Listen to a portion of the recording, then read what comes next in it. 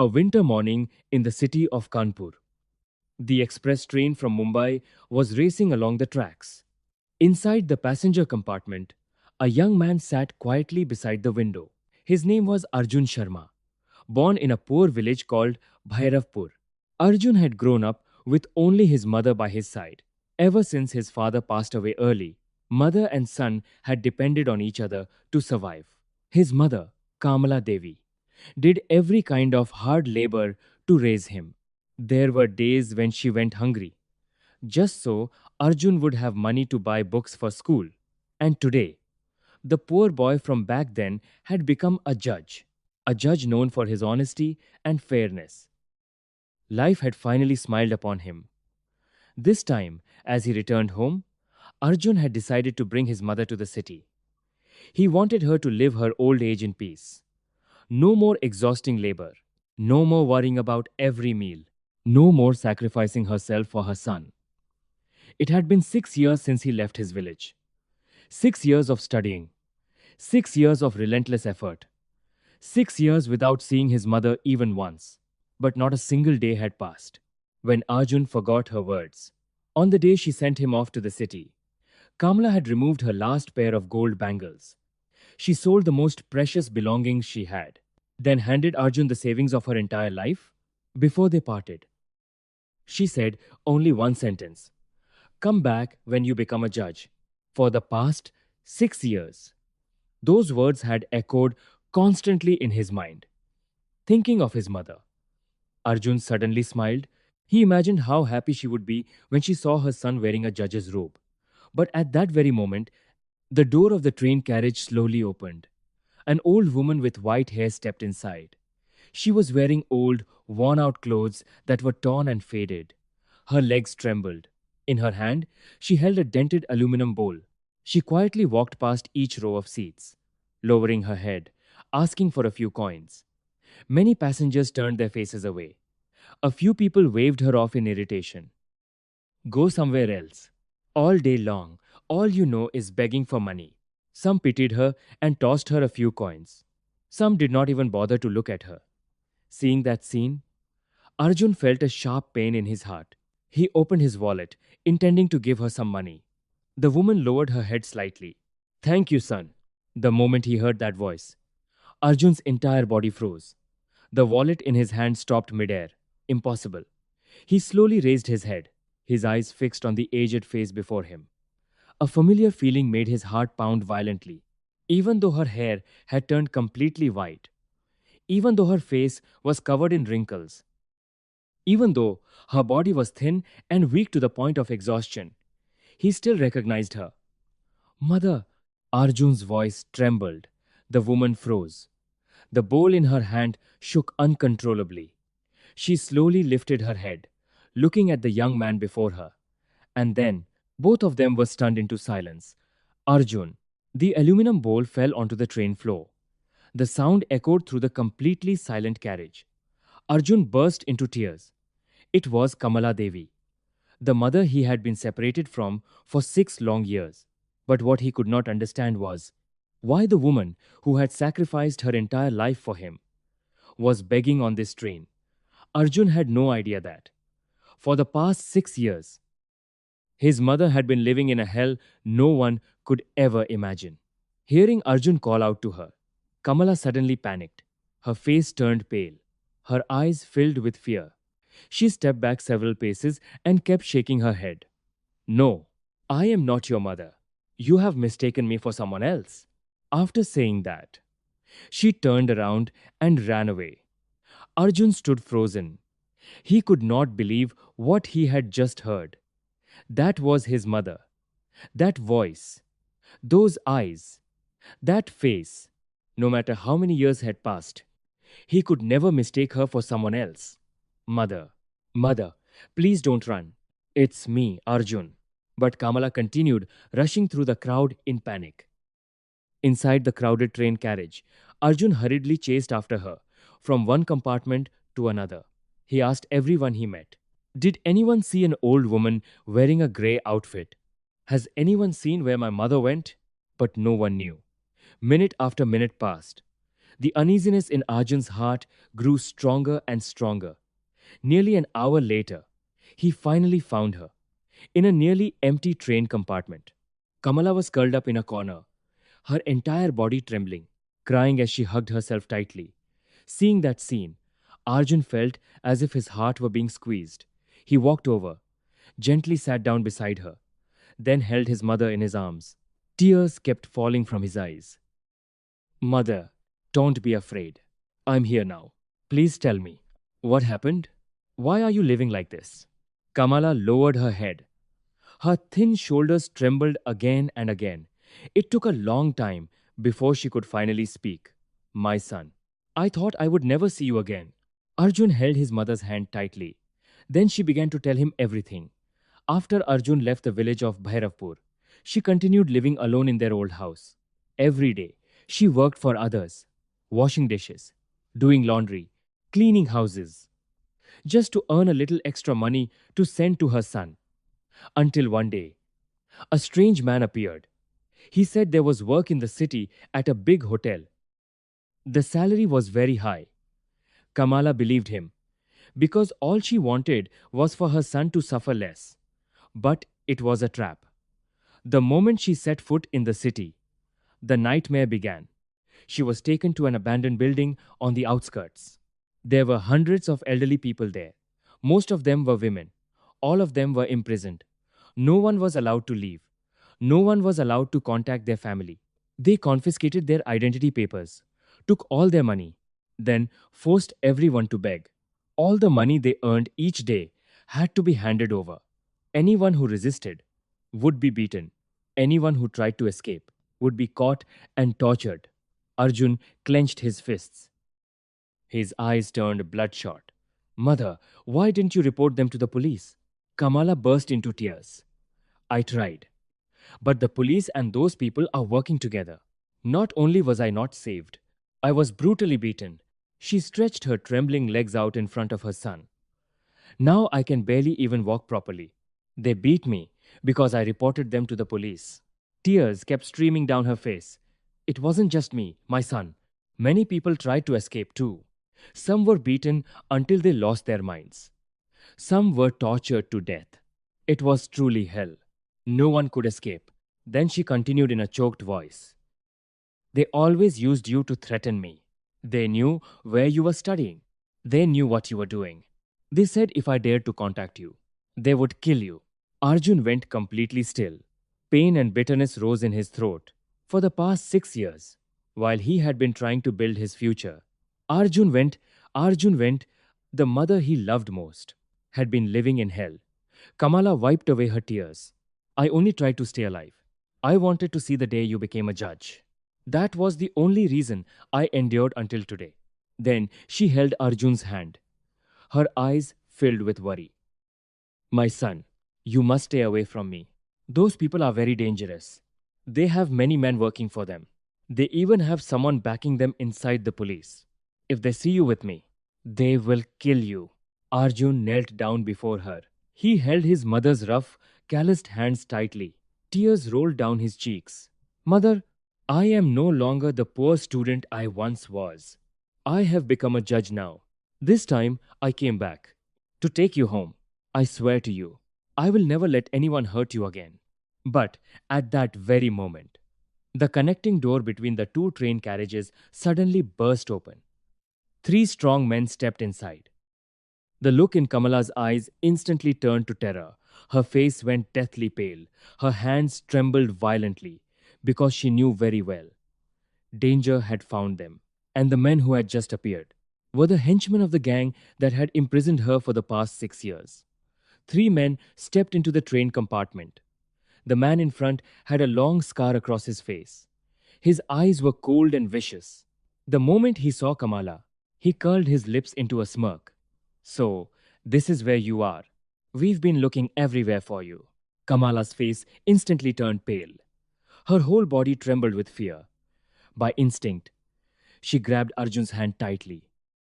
My son, go. Hurry. Don't let them see you. They will kill you. But Arjun did not panic. He gently held his mother's trembling hands. Mother, trust me. This time, everything will be different. While Kamala was still terrified, Arjun quietly took out his phone. He quickly sent the train's current location to a senior police officer he knew. Then he added a short message. Urgent. Gang kidnapping elderly people and forcing them to beg. Stop the train at the nearest station. After sending the message, he finally raised his head. By then, the three thugs had already reached him. The scar-faced man looked Arjun up and down, then asked coldly, "Who is this guy?" Kamala hurriedly shook her head. "No one. I don't know him." But Arjun had already stood up. He stepped in front of his mother, shielding her behind his back. Then he answered calmly, "I am her son." The atmosphere inside the train compartment instantly became tense. The scar-faced man burst out laughing. "Her son? Then that makes things easier." He suddenly grabbed Arjun by the collar. "Listen carefully. This old woman's matter has nothing to do with you. Get lost if you keep interfering. You won't live to see tomorrow." The surrounding passengers began to panic. No one dared to speak. No one dared to intervene. But Arjun remained standing still. His eyes were strangely calm. "I will take my mother out of here. You have no right to keep her." The scar-faced man laughed loudly. The other two men also stepped forward. One of them pulled a knife from his pocket. The blade gleamed under the light. Kamala burst into tears. "Arjun, don't fight them. They really will kill you." But this time, Arjun did not step back. For the past 6 years, he had lived with faith in justice. And today, the person being trampled upon was his own mother. He could no longer remain silent. The scar-faced man leaned close to Arjun's face. His voice was full of threat. "Do you know who we are? Even the police don't dare touch us. What can a little boy like you do?" Arjun slowly took his official ID card from his pocket. He held it up in front of them. His voice was cold and firm. "Then do you know who I am?" The three men looked down. Their faces changed slightly. The scar-faced man frowned. "A judge?" The entire train compartment began to stir. Many passengers looked at Arjun in shock. But what surprised everyone even more was that the scar-faced man was not afraid at all. He only gave a faint smile, then took out his phone and made a call.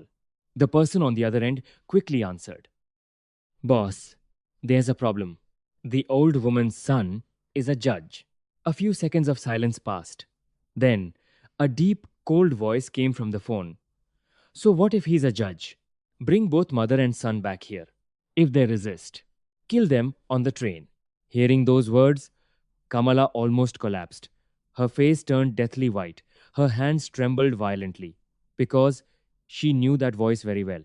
It belonged to the man whom everyone in that hell had feared for the past 6 years.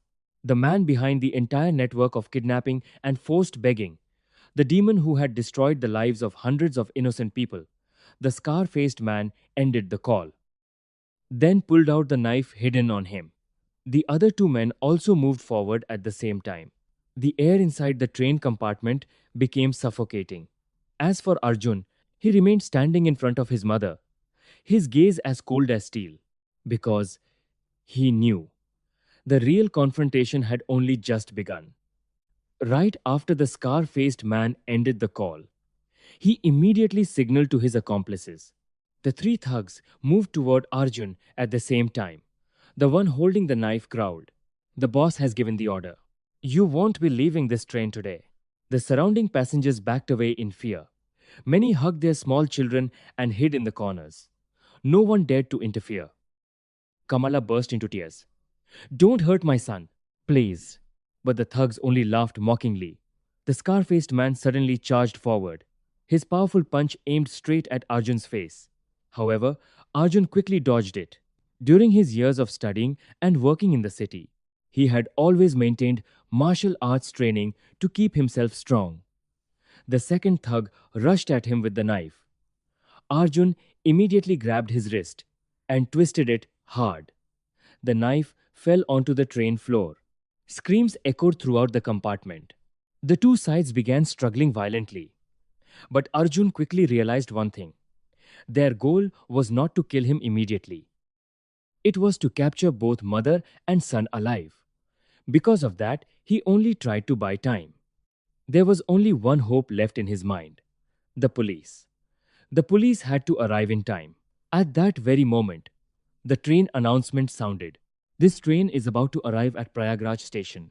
Hearing that announcement, Arjun let out a quiet sigh of relief, because he knew that was exactly where he had asked the police to stop the train. The scar-faced man seemed to sense that something was wrong as well. He looked toward the window, then shouted loudly, "Hurry up! Drag both mother and son off the train." The three men immediately rushed forward. One of them grabbed Kamala. She cried out in terror, "Arjun, my son." At that exact moment, police sirens rang out from outside the platform. Then dozens of armed police officers appeared. The train doors burst open. "Freeze! Police!" The atmosphere on the train instantly descended into chaos. The three thugs froze in shock. The scar-faced man turned and tried to run. But after only a few steps, two police officers tackled him to the floor. The other two were also quickly restrained, handcuffs locked tightly around their wrists. The entire train compartment erupted. The passengers who had witnessed everything finally breathed a sigh of relief. Some even began clapping. Many elderly people were moved to tears. A senior police officer walked up to Arjun. He saluted him respectfully. "Your Honor, we have arrested the suspects." But Arjun did not look happy. He watched the thugs being escorted away, then turned to the officer. "These are only pawns. The person behind them is the one who must pay the price. There are still hundreds of elderly people being held captive. We must move to their hideout immediately before it is too late." The police officer nodded. After searching the scar-faced man's phone, the police quickly identified the leader of the network, a name that made many people uneasy: Vikrant Khanna, a notorious mafia boss, a man who owned many major businesses, someone with connections in the political world, and a man suspected of being behind countless illegal operations for many years. When Kamala heard that name, she trembled. "It's him! He is the one who destroyed the lives of so many people." Arjun clenched his fists. His gaze became firm and determined. For the past 6 years, his mother had lived in hell. Hundreds of other innocent elderly people had suffered the same fate. This time, he would not only save his mother, he would bring that entire criminal network into the light. He had no idea that the real battle had only just begun. He turned to look at his mother. "Mother, lead me and the police to the place where the others are being held. We must save those elderly people as quickly as possible." Kamala began giving directions to the police.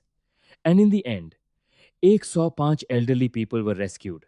Everyone cried and shouted in joy, because they had finally escaped that hell. That very night, Vikrant Khanna received the news that his men had been arrested and that the elderly captives had been freed. He went mad with rage, and he immediately made a dangerous decision.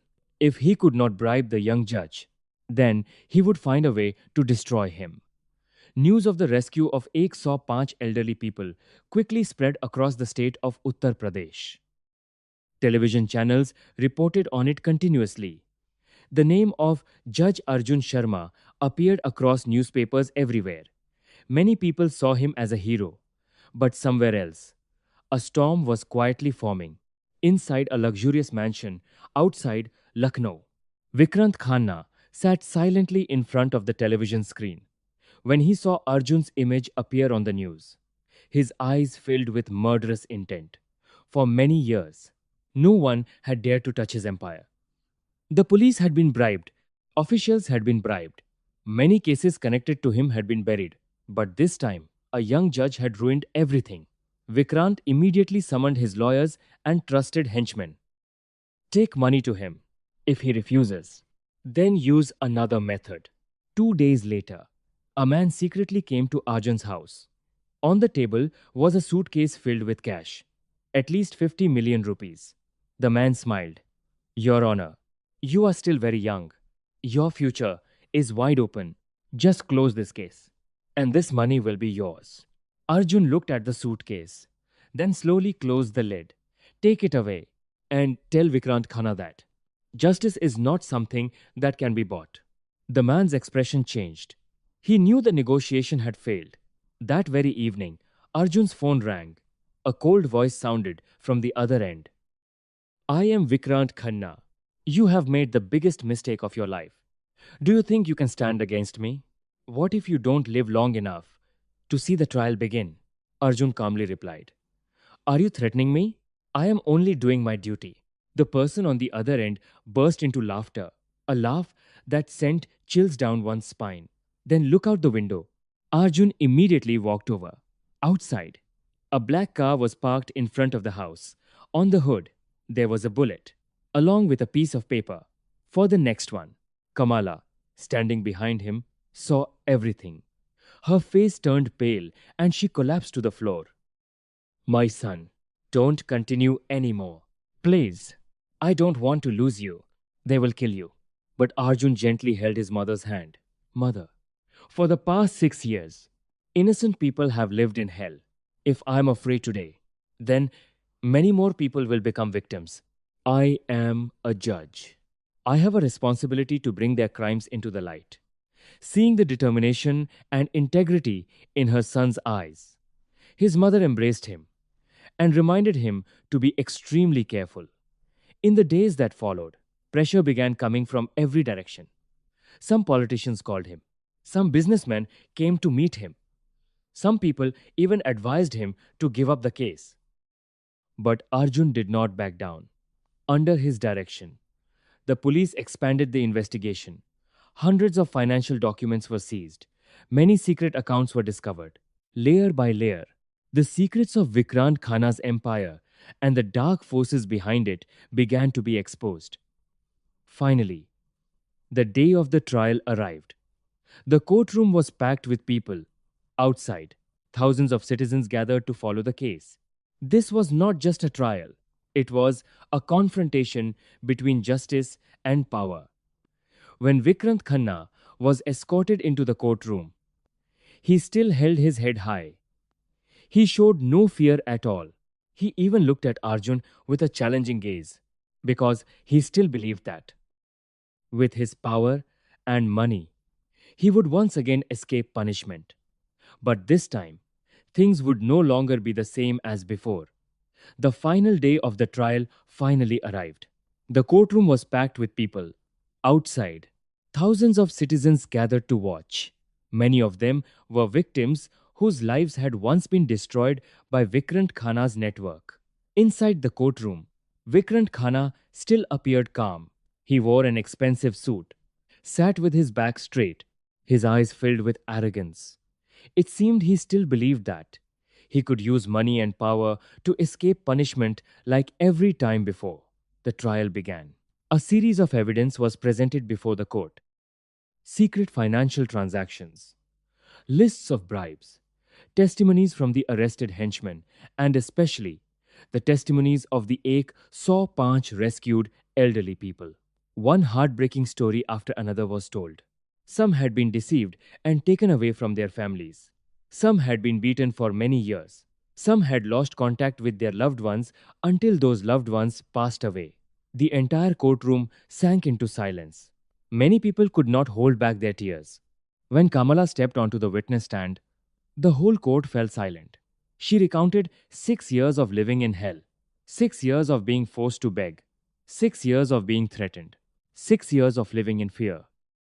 But what moved everyone the most was the reason she had tried so hard to survive.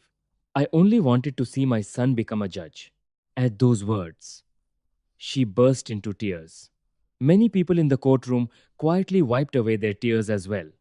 By this point, Vikrant Khanna could no longer maintain his calm expression. His lawyers tried to argue back, but every new piece of evidence that appeared pushed him closer to the abyss. After many days of trial, the most important moment finally arrived. The entire courtroom held its breath. Arjun looked down at the case file before him, then spoke in a powerful voice. Based on all the evidence and testimonies, the court finds the defendant, Vikrant Khanna, guilty of multiple extremely serious crimes: organized kidnapping, illegal imprisonment, forced labor, threats to kill, bribery and corruption, and involvement in an organized criminal network. Arjun paused for a few seconds, then declared, "The court sentences the defendant Vikrant Khanna to life imprisonment. 27 of his accomplices are sentenced to between 20 and 30 years in prison. At the same time, the court orders a full investigation into the entire protection network behind him." The wooden gavel struck. Bang, bang, bang. At that moment, the entire courtroom erupted. Many people burst into tears. Many stood up and applauded. The rescued elderly people hugged one another tightly. For the first time in many years, they felt that true justice really existed. Vikrant Khanna collapsed back into his chair. His face turned pale. The man who had once made an entire city tremble in fear finally had to bow his head before the law. As the police escorted him out of the courtroom, he turned back to look at Arjun. But this time, there was no longer any arrogance in his eyes. Only despair remained. After the trial, people stood packed on both sides of the road. They cheered when they saw Arjun step out of the courthouse. But Arjun did not look toward the crowd. He only walked toward his mother. Kamala was standing silently in a corner. Tears kept rolling down her cheeks. She raised her trembling hands and touched her son's face, then said in a choked voice, "You kept your promise. You became a judge, and you became a protector of the weak." Arjun embraced his mother tightly. After 6 years of separation, after 6 years of suffering, mother and son were finally reunited. No more fear, no more tears, only pride and happiness remained. Because in this life, money can buy many things, power can make many people bow their heads. But true justice will win sooner or later. And the mother who had sacrificed her entire life for her son finally got to see the thing she had longed for most become reality.